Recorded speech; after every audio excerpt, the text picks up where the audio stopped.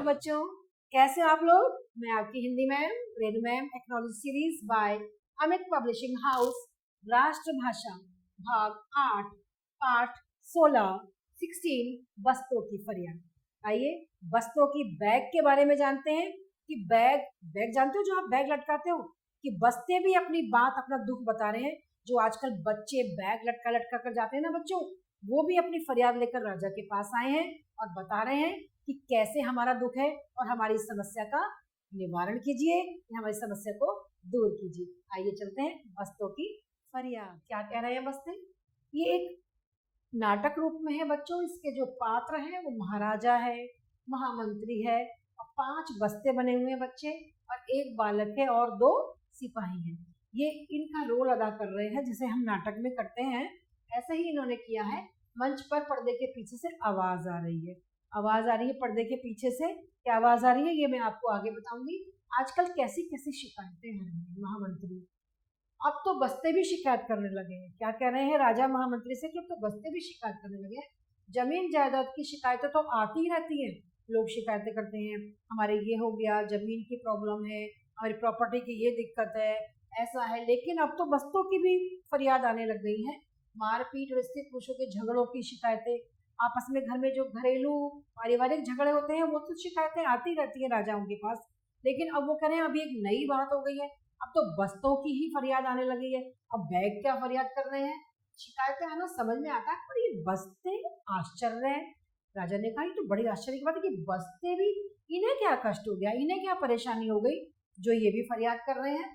समझ से परे है, हमारी तो समझ से परे है। महामंत्री बताइए ये क्यों फरियाद कर रहे हैं। महाराज कोई विशेष बात लगती है। महामंत्री ने कहा राजमहल को हजारों बस्तों ने घेर रखा है, राजमहल के चारों तरफ बहुत सारे बस्ते ही बस्ते घिरे हुए हैं। नारेबाजी हो रही है। क्या नारेबाजी हो रही है, हम पर ना ये जुल्म करो, इंसाफ करो, इंसाफ करो। ये जो पर्दे के पीछे से आवाज आ रही है वो भी यही आवाज आ रही है, हम पर ये जुल्म मत करो, हम पर क्या करो, इंसाफ करो, इंसाफ करो। सारे बस्ते आपस से मिलना चाहते हैं महाराज। वो तो मैंने केवल 5 प्रतिनिधि बस्तों को, केवल 5 प्रतिनिधि बस्तों को ही दरबार में आने की इजाजत दी है। महामंत्री ने कहा है इतने सारे बस्ते आए हुए हैं, हजारों बस्ते आए हुए हैं, लेकिन मैंने केवल 5 प्रतिनिधि बस्तों को इजाजत दी है। आओ चलकर देखते हैं। राजसी वेशभूषा में राजा की पोशाक पहनकर महाराज और महामंत्री मंच पर प्रवेश करते हैं। आते हैं स्टेज पर। मंच पर उपस्थित 2 सैनिक है वहां पर सिर झुकाकर नमस्कार करते हैं, प्रणाम करते हैं, अभिवादन करते हैं। महाराज आसन पर बैठ जाते हैं और बस्तों की तरफ एक सरसरी सी नजर डालते हैं कि बस्ते क्या फरियाद ले सकते हैं, बस्ते क्या कह सकते हैं। फिर 5 छोटे बड़े बच्चे बस्ता बने हुए हैं, वो सब बच्चे बस्ता बने हुए हैं। छाती पर छोटे से बैनर बंधे हुए हैं, उनकी जो चेस्ट है उस पर छोटे छोटे बैनर बंधे हुए हैं जिन पर लिखा है 1st standard, 4th standard, 7th standard, 10th standard और 12th स्टैंडर्ड।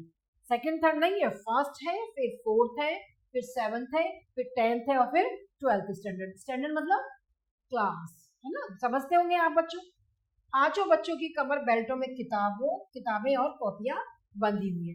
अब महाराज कह रहे हैं इतने छोटे बस्ते, इन्हें क्या कष्ट हो सकता है, इन्हें क्या परेशानी हो सकती है।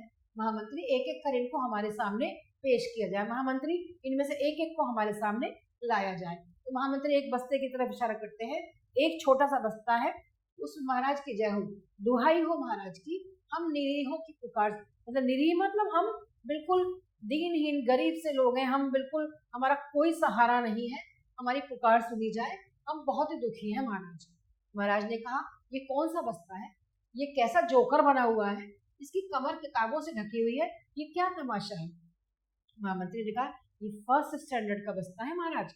तो महाराज ने कहा ये 1st स्टैंडर्ड क्या होता है महामंत्री। तो महामंत्री ने कहा 1st स्टैंडर्ड का मतलब है पहली क्लास। महाराज ये पहली क्लास का बस्ता है। तो महाराज ने कहा हाँ हाँ हम जानते हैं महामंत्री, शिक्षा ग्रहण के, जब हम शिक्षा लेते हैं, शिक्षा प्राप्त करते हैं, तो उसके ये जब हम शिक्षा में एंटर करते हैं तो उसके पायदान की ये पहली सीढ़ी है कि 1st क्लास है, इसका मतलब प्रथम सीढ़ी है ये। और जब हम पहली बार शाला गए थे तो हमारे पिताश्री ने प्रथम कक्षा में ही हमारा नाम लिखाया गया। जब हम, वो कह रहे हैं महाराज ने कहा कि जब हम पहली बार क्लास में स्कूल में गए थे तो हम शाला मतलब पाठशाला। हम शाला गए थे तो हमारे पिताजी ने प्रथम स्टैंडर्ड में ही हमारा नाम लिखवाया था। बड़ा ही रोमांच होता है, बहुत ही खुशी होती है इस दिन। आखिर बच्चा पहली बार शाला का मुख दिखता है, यानी कि पहली बार उसे स्कूल दिखाई देता है। तो महामंत्री ने कहा क्षमा है महाराज, अब वैसा समय नहीं रहा है। पहली जमात तक आते आते तो उसे 3 और कक्षाएं पहले ही पार करनी पड़ रही थी। महाराज ने कहा अरे कैसी बातों की बातें करते हो तुम, पहली कक्षा से पहले कौन सी तीसरी 3 क्लास पार करनी पड़ती है? तो क्या पैदा होते ही बच्चे के बस्ता टांग दिया जाता है? तो महामंत्री कहता है हाँ महाराज। नहीं महाराज, वो थोड़ा हकलाने से लगता है, परेशान हो जाता है। 2 वर्ष के बच्चे को बचपन में प्ले में भर्ती कराया जाता है, प्ले स्कूल जो होते हैं प्ले स्कूल में भर्ती कराया जाता है महाराज। महाराज ने कहा ये कौन सा प्ले है, हमारे समय में तो ये कोई खेल का मैदान है क्या? हमारे जमाने में तो खेल के मैदान में घुड़सवारी, तलवारबाजी, कुश्ती, कबड्डी, खो खो ये सब गेम खेले जाते थे, फुटबॉल वगैरह होती थी। कहाँ पर है ये बचपन का स्कूल, कौन सा मैदान है ये? तो महामंत्री ने कहा महाराज ये वैसा वाला प्लेग्राउंड नहीं है, ये प्ले स्कूल होता है। ये शाला में दिलचस्पी, बच्चों को पहली क्लास में आने पर, अपनी क्लास में जाने पर और ज्यादा उन्हें दिलचस्पी हो जाए, इंटरेस्ट बन जाए, उनकी रुचि हो जाए, उसके लिए उनको पहले ही प्ले स्कूल में डाल दिया जाता है। और महामंत्री ने कहा आपका कथन 100% सत्य है महाराज, किंतु आजकल दादा दादी बच्चों के साथ रह ही कहाँ रहे। पहले महाराज ने कहा कि ये कार्य तो घर में भी हो सकता है, घर में जब माता पिता दादा दादी के जब रहेंगे तो उनके साथ भी तो बच्चे सीख सकते हैं। बहुत सारी बातें बच्चे घर में ही सीख जाते हैं, उन्हें प्ले स्कूल में क्यों डाला जाता है? तो महामंत्री ने कहा महाराज आजकल दादा दादी घर में रह ही कहाँ रहे हैं, दादा बच्चे कहीं और रहते हैं, माता पिता को इतना वक्त नहीं है कि बच्चों के साथ खेल सके, उन्हें पढ़ा सके, दादा दादी कहीं और रहते हैं। महाराज ने कहा ऐसा क्या हो गया कि दादा दादी बच्चों के साथ नहीं रह पाते, माता पिता के पास समय नहीं है? महामंत्री ने कहा आजकल अधिक से अधिक धन कमाने की इच्छा में लोग पैसा कमाने के लिए एक शहर से दूसरे शहर जा रहे हैं, और क्या हो रहा है, पेरेंट्स क्या कर रहे हैं कि वहीं पर ही शहरों की ओर, वो कस्बा छोड़कर, अपना गांव छोड़कर, जो माता पिता है वो तो शहरों की ओर पलायन कर रहे हैं, शहरों की तरफ भागे जहां उनको नौकरी मिल रही है धन कमाने के लिए, और माता पिता दोनों किसी सरकारी या गैर सरकारी दफ्तर में कार्यरत हैं। बच्चों के दादा दादी अपने गांव कस्बों के ही होकर रह गए हैं, वो अपने गांव और अपने कस्बों में ही रहते हैं। जो माता पिता हैं वो सरकारी है या प्राइवेट है, किसी भी जगह काम करने के लिए जाते हैं तो वो उसी शहर में चले जाते हैं धन कमाने के लिए, और जो दादा दादी हैं वो अपने ही कस्बों में और गाँवों में रहते हैं, और बहुत ही कम खुशनसीब बच्चों को उनका लाड दुलार प्राप्त हो रहा है। अब तो ऐसा हो गया है कि दादा दादी साथ में रहते ही नहीं है, बच्चे जहाँ माँ बाप जाते हैं बच्चे भी वहीं चले जाते हैं, और दादा दादी अपने गाँव में रहते हैं। तो राजा बड़े परेशान से हो गए, उन्होंने कहा, महाराज ने कहा ये कैसी व्यवस्था है कि जिसमें 2 साल के बच्चों को माता की गोद से छीनकर शालाओं में फेंक देते हैं, जिनको माँ बाप की गोद से बच्चों को स्कूल में भेज दिया जाता है, जबकि वो समय किसका है, वो समय है बच्चों का माँ बाप के साथ रहने का, दादा दादी के साथ रहने का। महामंत्री ने कहा बचपन प्ले के बाद बच्चे KG1 KG2 नाम की कक्षा में पढ़ते हैं महाराज। तो महाराज ने कहा बचपन प्ले, KG1 KG2 ये क्या सुन रहा हूँ मैं, ये क्या, मुझे समझ में नहीं आ रहा ये क्या चीज है। पहली कक्षा में प्रवेश के पूर्व ये नन्हे नन्हे बालक और बालिकाएं जो है 3 कक्षाएं उत्तीर्ण कर चुके होते हैं। घोर अनर्थ है, ये बच्चों के माँ बाप की गोदी में खेलने के दिन शाला प्रांगण में बीतते हैं। जो बच्चों के दिन है माँ बाप की गोदी में खेलने के, वो बच्चे स्कूल में बिता रहे हैं, वे भी मात्र इस कारण कि माता पिता के लिए उनको देखने के लिए समय नहीं है, और वो तो शहर की तरफ भाग रहे हैं, और जो दादा दादी हैं जो घर में देख सकते थे वो बेचारे गाँवों में ही रह गए हैं, क्योंकि माँ बाप पैसा कमाने के लिए बाहर चले गए। समझ रहे हैं बच्चों आप, आजकल यही तो हो रहा है कि सबको नौकरी जहाँ मिल रही है वही सब जा रहे हैं, और माता पिता वहीं रह जाते हैं अपने गाँव में ही। तो दादा दादी के लाड दुलार से बच्चे वंचित रह जाते हैं, और माँ बाप के पास इतना समय ही नहीं होता कि वो अपने बच्चों को देखे, तो इसलिए वो क्या करते हैं, प्ले स्कूल में डाल देते हैं उनको, और बच्चे फिर प्ले स्कूल में पढ़ते हैं। तो महामंत्री ने कहा क्षमा करें महाराज, किंतु अब तो ये सब परंपरा में शुमार हो गया है, हमारी दिनचर्या में यही शामिल है। अब तो ऐसा ही हो रहा है महाराज, 6 बजे से ही सैकड़ों बच्चे वाहन की प्रतीक्षा में सड़क पर देखे जा सकते हैं। सुबह 6 बजते ही, अंधेरे में ही, सर्दियों में तो अंधेरा होता है, बच्चे बस के इंतजार में या अपने ऑटो के इंतजार में सड़क पर देखे जा सकते हैं, क्योंकि सबको स्कूल भागने की जल्दी होती है। और छोटे छोटे बच्चे जिनका समय अब घर में बिताने का है माँ बाप के साथ या दादा दादी के साथ, वो अब स्कूलों की तरफ, प्ले स्कूलों की तरफ भाग रहे हैं। महाराज देखा ठीक है, अब मामले का विषयांतरण न करें, ज्यादा मुझे इस बारे में ना बताएं, इन बस्तों की शिकायतों पर गौर किया जाए कि ये बस्ते क्या कह रही हैं। फिर बस्ते की ओर इशारा करते हुए महाराज ने कहा, तुम्हें क्या दुख है? तो जो नन्हा बस्ता था, महाराज आप मेरी हालत देखिए, पहली कक्षा के बस्ताओं में देखिए हमारे भीतर कितनी सारी किताबें ठूसी हुई हैं, मेरे अंदर बहुत सारी किताबें ठूस दी गई हैं। वो अपनी कमर की तरफ इशारा करता है कि देखो ये बस्ता है और इसमें इतनी सारी किताबें भरी हुई है, हवा जाने तक की भी जगह नहीं है, इतना भर गया है ये बस्ता कि इसमें अब हवा जाने की भी जगह नहीं है। और महाराज मैं जगह जगह से बिल्कुल फट गया हूँ, क्योंकि इसका बोझ इतना हो गया है कि मैं जो बस्ता लटकाया हुआ हूँ किताबों के बोझ से, वो फट गया है। रोज सवेरे मुझे किताबों से भर दिया जाता है, ऊपर नीचे अगल बगल सब में किताबें भर दी जाती हैं, कॉपियों को जबरन बीच में भीतर धक्का दिया जाता है।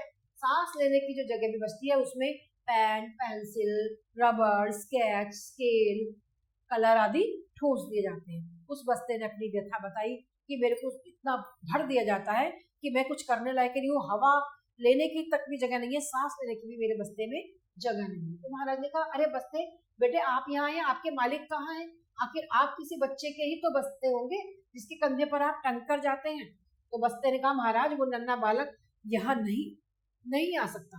उसके शिक्षकों ने उसे ये कहा है कि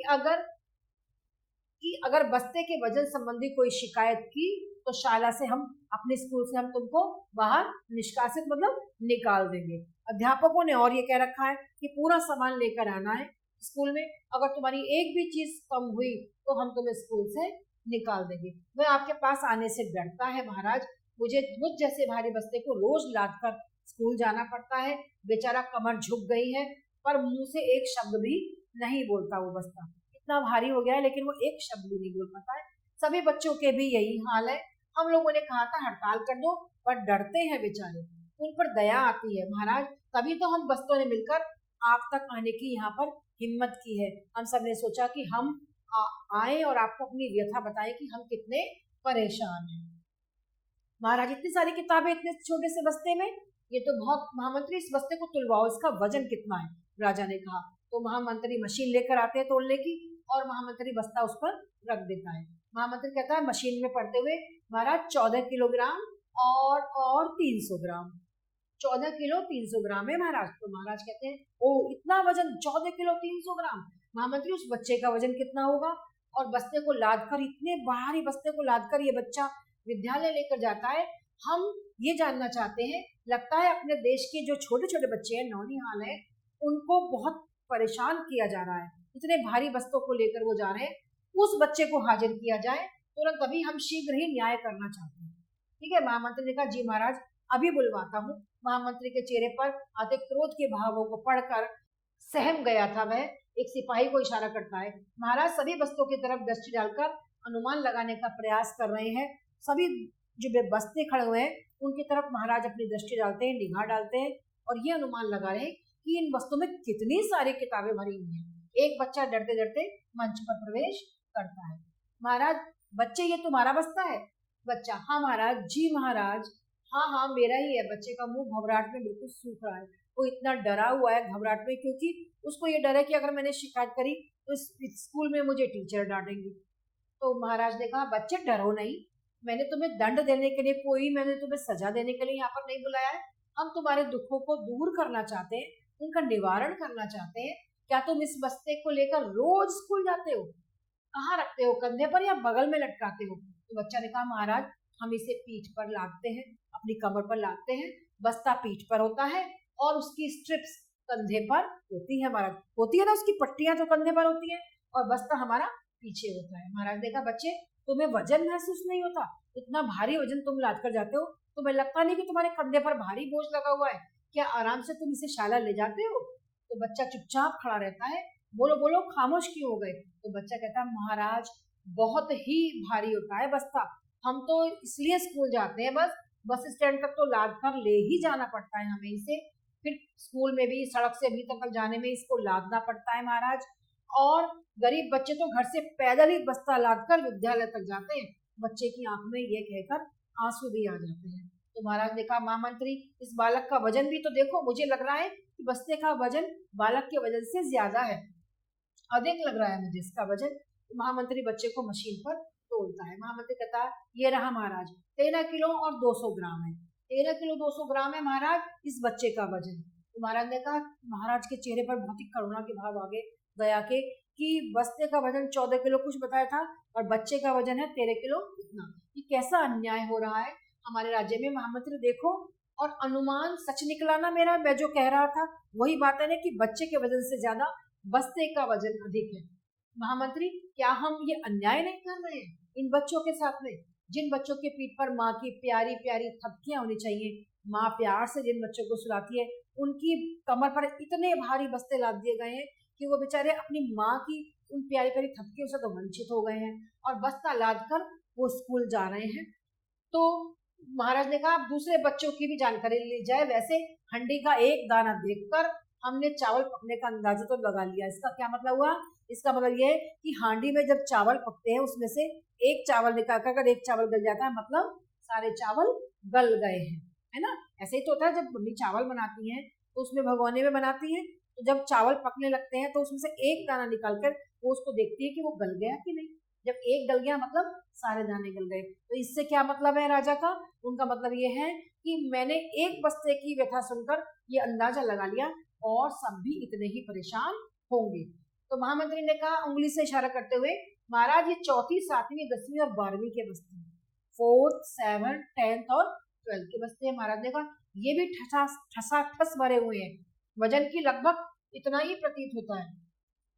निश्चित तौर पर बड़ी कक्षाओं के बच्चे आयु में बड़े ही होंगे और इनके बस्तों का वजन बच्चों के वजन से कम या बराबर होगा। महामंत्री ने कहा ठीक कहा महाराज आपने बिल्कुल, क्योंकि अधिक बड़े बच्चों के लिए बस्ते के वजन की समस्या नहीं के बराबर होगी। जितने बच्चे बड़े होते जा रहे हैं उनका वजन वस्तुओं का कम है। महाराज ने कहा नहीं मंत्री नहीं, भले वजन की समस्या ना हो फिर भी इतनी अधिक किताबों की क्या आवश्यकता है।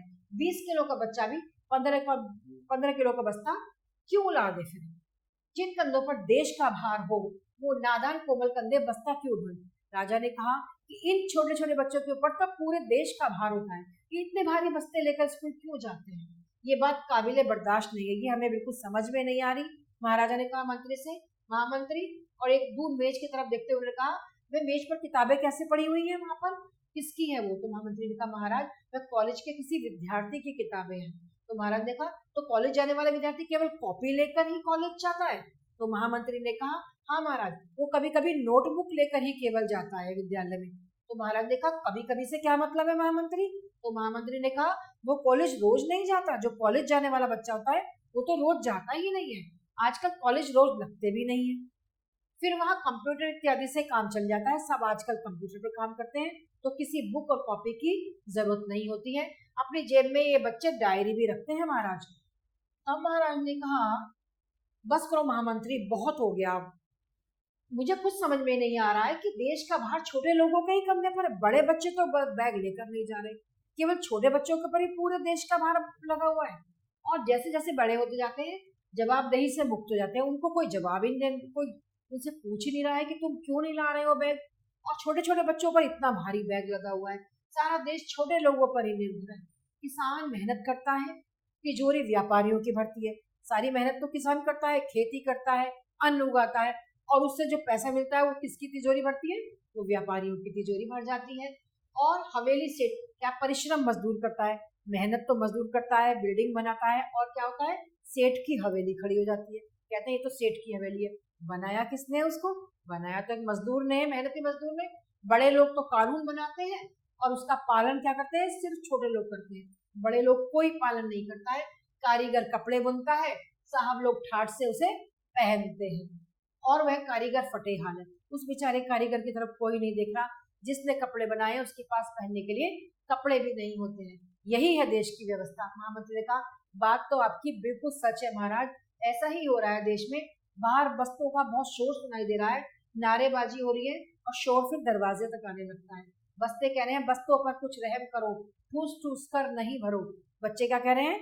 बस्तों पर रहम करो, ठूस ठूस कर नहीं भरो। महाराज मंच पर खड़े हो जाते हैं, मेरे प्यारे बस्तों और बस्तों से कहते हैं आज हमने आपकी बात सुनी, आपकी व्यथा सुनी, आपका दुख सुना हमने, और आप बहुत कष्ट में है, परेशानी में है, इतने भारी भारी बैग लेकर जाते हो आप, छोटे बच्चों के बस्ते बहुत भारी है, ये हमने महसूस किया है। हम ये बस्ता लाद परिपाटी शीघ्र ही बंद कर देंगे, जल्दी बंद कर देंगे। ये बस्तों को लाद कर जो जाया जा रहा है, परिवर्तन आवश्यक है, बदलाव बहुत जरूरी है। आज की शिक्षा में जरूरी नहीं है कि हम बस्तों को भर भर कर बच्चों को स्कूल कमर पर लाद कर उनको भेजें। हमारे पूर्वज भी बस्ता लेकर नहीं जाते थे, जो हमसे पहले के लोग थे। गुरुकुल में ही सारी व्यवस्था हो जाती थी। वेद पुराण स्मृतियां और आयुर्वेद के बड़े बड़े ग्रंथों के लिए कभी भी भारी भरकम किताबों कॉपियों की जरूरत नहीं पड़ी। पुरानी आध्यात्मिक पद्धति अब आधुनिक हो चुकी है। जो पुरानी पद्धति थी अब वो आज की हो गई है। कंप्यूटर का युग है, तो बस्तों का क्या काम है? जब कंप्यूटर आ गए हैं तो बच्चे बस्ते लाद कर क्यों जाते हैं? बस्तों का चलन बंद कर देंगे। शाला की कक्षाओं में हर टेबल पर कंप्यूटर होंगे, हर घर में कंप्यूटर होंगे। किताबें बंद, कॉपियां बंद, न रहेगा बांस और न बजेगी बांसुरी। जब किताबें कॉपियां ही नहीं होंगी तो बस्तों का क्या काम? पर्दा धीरे धीरे गिर जाता है और मंच के पास में से आवाज आ रही है, महाराज की जय और महाराज की जय, क्योंकि महाराज ने उन बस्तों की व्यथा सुनकर ये न्याय कर दिया कि अब कंप्यूटर का युग है। आज जब कंप्यूटर आ गया है तो हर घर में हर जगह कंप्यूटर होना चाहिए। फिर किताब कॉपियों का क्या काम है? किताब कॉपियों का जब कोई काम नहीं है तो फिर बच्चे बस्ते लाद कर क्यों जाएंगे? इतना भारी वजन लेकर बच्चे क्यों विद्यालय जाएंगे? तो महाराज ने कहा आज से किताब कॉपियां बंद, कंप्यूटर का युग है आधुनिकीकरण में, तो फिर हमें कंप्यूटर ही इस्तेमाल करना होगा। बड़े बच्चे तो लेकर नहीं जाते हैं, छोटे बच्चों पर ही क्यों इतना अत्याचार हो रहा है? उनके ही बस्ते क्यों इतने भारी है? तो फिर महाराज ने कहा आज से हम ये बंद कर देंगे। राजा ने बस्तों की फरियाद सुनी, उनकी बात सुनी और उनसे कहा आज से आप बिल्कुल निश्चिंत हो जाओ, अब से कोई बस्ता लेकर बैग में महाविद्यालय नहीं जाएगा, अब से कंप्यूटर पर सब काम किया जाएगा। तो बच्चों आपने देखा बस्तों की व्यथा, बस्तों ने कैसे अपनी पीड़ा बताई कि हम कितने कष्ट में हैं, हमारा कैसे इस्तेमाल किया जा रहा है ना। हम कंधे पर लाद लाद कर जाते हैं, भरे हुए होते हैं, ठसाठस कॉपियां भरी हुई होती हैं, सांस लेने की भी जगह नहीं होती है और कमर पर हमें लाद दिया जाता है। और जिन बच्चों का वजन कम है और बस्तों का वजन ज्यादा है, छोटे छोटे बच्चे उनको लाद कर जा रहे हैं, तो महाराज ने कहा अब से ये व्यवस्था नहीं होगी, आपसे आपकी फरियाद हमने सुन ली है और अब से कंप्यूटर का जमाना है तो कंप्यूटर पर ही कार्य किया जाएगा। तो बच्चों पता लगा आपको बस्तों की व्यथा। तो इस प्रकार पाठ में आया हुआ बच्चों कुछ अभ्यास कार्य हैं जो हम करेंगे। पहला है पाठ में आए हुए प्रश्न उत्तर है। मंच पर पर्दे के पीछे से कैसी आवाजें आ रही थी? मंच पर पर्दे के पीछे से आवाज आ रही थी कि हम पर रहम करो, इंसाफ करो, हमारे बस्तों का वजन कम करो, यही आवाजें आ रही थी। राजा के जमाने में खेल के मैदान कैसे होते थे? राजा के जमाने में तो राजा ने कहा हमारे जमाने में तो खेल के मैदान ऐसे होते थे, वहां पर घुड़सवारी, कुश्ती, फुटबॉल, है ना, ये तलवारबाजी, यही सब किया जाता था। ये कौन सा प्ले स्कूल है जहाँ 2 साल के बच्चे को भेजा जा रहा है? तो राजा ने कहा हमारे समय में तो ऐसा ही होता था, जो प्ले का खेलने का मैदान होता था वहां पर घुड़सवारी, तलवारबाजी और तीरंदाजी, कुश्ती, कबड्डी, यही सब खेल खेले जाते थे। अपना गांव कस्बा छोड़कर आदमी कहाँ पलायन कर रहे हैं? अपना गांव कस्बा छोड़कर जिन धन कमाने के लिए माता पिता शहर की ओर पलायन कर रहे हैं, क्योंकि इतना ज्यादा लोगों को ये हो गया है कि अब हम यहाँ तो हमें कम पैसे मिल रहे हैं, शहर में हमें ज्यादा पैसे मिलेंगे, तो अपना गांव और कस्बा छोड़कर लोग शहर की तरफ जा रहे हैं। बच्चों आपने देखा इसके प्रश्न उत्तर। पाठ में आए हुए सही उत्तर पर सही का चिन्ह लगाना है। राजमहल को किसने घेर रखा था? 4 विकल्प है इसके। शत्रुओं ने, बस्तों ने, दानवों ने या प्रजा ने। किसने घेर रखा था? बस्तों ने घेर रखा था। तो यहाँ हम सेकंड नंबर पर सर्कल कर देंगे। नेक्स्ट है बच्चों, डैश वेशभूषा में महाराज और महामंत्री मंच पर प्रवेश करते हैं। राजसी वेशभूषा में, फकीरों की वेशभूषा में, साधु की वेशभूषा में या इनमें से किसी में नहीं। वो राजसी वेशभूषा में प्रवेश करते हैं, तो हम यहाँ फर्स्ट पर यहाँ पर निशान लगा देंगे। नेक्स्ट है बच्चों, महाराज कहाँ बैठे थे? कहाँ पर बैठते? मंच पर, जमीन पर या आसन पर या पत्थर पर? महाराज मंच पर बैठे थे, तो यहाँ हम फर्स्ट वाले सर्कल पर कलर कर देंगे। नेक्स्ट है बच्चों, आजकल हर आदमी किस चाहत में मदहोश है? आजकल किस चीज की चाहत में आदमी भाग रहा है? कलाकार बनने की या अधिक धन कमाने की या मार काट करने की या कि नेता बनने की, क्या करने की, अधिक धन कमाने की। सबको पैसा कमाने की इतनी ज्यादा लग रही है, सब अपना गांव और कस्बा छोड़कर शहर की ओर भाग रहे हैं। बच्चों के दादा दादी अपने डैश के ही होकर रह गए। कहाँ के, गांव कस्बों के, या भक्ति के, या घर के, या इनमें से कोई नहीं। दादा दादी कहाँ के होकर रह गए हैं, दादा दादी गांव और कस्बों के होकर रह गए। तो यहाँ हम फर्स्ट पर सर्कल बना देंगे। तो इस प्रकार बच्चों हमने जाना पाठ में आए हुए सही प्रश्नों के सही उत्तर पर हमने निशान लगाया। ठीक है, ये पाठ में आए हुए एक्सरसाइज नंबर 3 बच्चों, रिक्त स्थानों की पूर्ति करो। इसमें कुछ मैं आपको कराऊंगी, कुछ मैं आपको गृह कार्य के लिए दूंगी। मंत्री ने केवल 5 गृह कार्य आने की क्या दी है, इजाजत दी है। 5 कमरों बच्चों की कमर बेल्ट में किताबें कॉपियां बंधी हैं। पहली जमात तक आते आते तो 3 जमातें क्या कर ली जाती हैं, उत्तीर्ण कर ली जाती हैं। कौन कौन सी जमातें, जमातें मतलब क्लास, कौन कौन सी होती है वो, नर्सरी, एलकेजी और अपर केजी। यहाँ डैश के साथ साथ खेल खिलौने की भी डैश होती है। यहाँ गृह कार्य में करेंगे आप, ये भी आप गृह कार्य में करेंगे। नेक्स्ट है बच्चों के माँ की गोदी में खेलने के लिए शाला, बच्चों के माँ की गोदी में खेलने के दिन शाला प्रांगण में बीतते हैं। डैश को जबरन भीतर धक्का दिया जाता है, किनको, कॉपियों को जबरन भीतर धक्का दिया जाता है। वैसे हंडी का एक दाना देखकर हमने किसका, चावल पकने का अंदाजा तो लगा ही लिया है। तो इस प्रकार बच्चों हमने पाठ में आए कुछ शब्दों के द्वारा रिक्त स्थानों की पूर्ति की, कुछ मैंने आपको गृह कार्य में दिए जो आप अपने गृह कार्य में अपनी उत्तर पुस्तिका में करेंगे। तो इस प्रकार हमने बच्चों जाना पाठ में आए हुए रिक्त स्थानों के बारे में, और हमने बस्तों की व्यथा जानी। आज के युग में तो ये बहुत सच में मुश्किल हो गया है कि छोटे छोटे बच्चे इतने भारी भारी बस्ते लेकर जाते हैं। अब ये धीरे धीरे हमारी शिक्षा प्रणाली बदल रही है और धीरे धीरे इन बस्तों का वजन कम कर दिया जाएगा और किया भी जा रहा है। अब विद्यालय में ही कॉपी और किताबें जमा हो जाती हैं, बच्चों को इतना भारी वजन लेकर नहीं जाना पड़ता है, और यही इन बस्तों की व्यथा थी। अब कंप्यूटर युग है, कंप्यूटर पे ही सारा कार्य किया जाता है। तो बच्चों बस्तों की व्यथा देखी और उसका राजा ने उसका निवारण भी किया कि अब ऐसा नहीं होगा, हमने आपकी व्यथा सुन ली है। अच्छा लगा होगा बच्चों आपको। नेक्स्ट पार्ट में आपसे हम फिर मिलते हैं, तब तक के लिए आभार।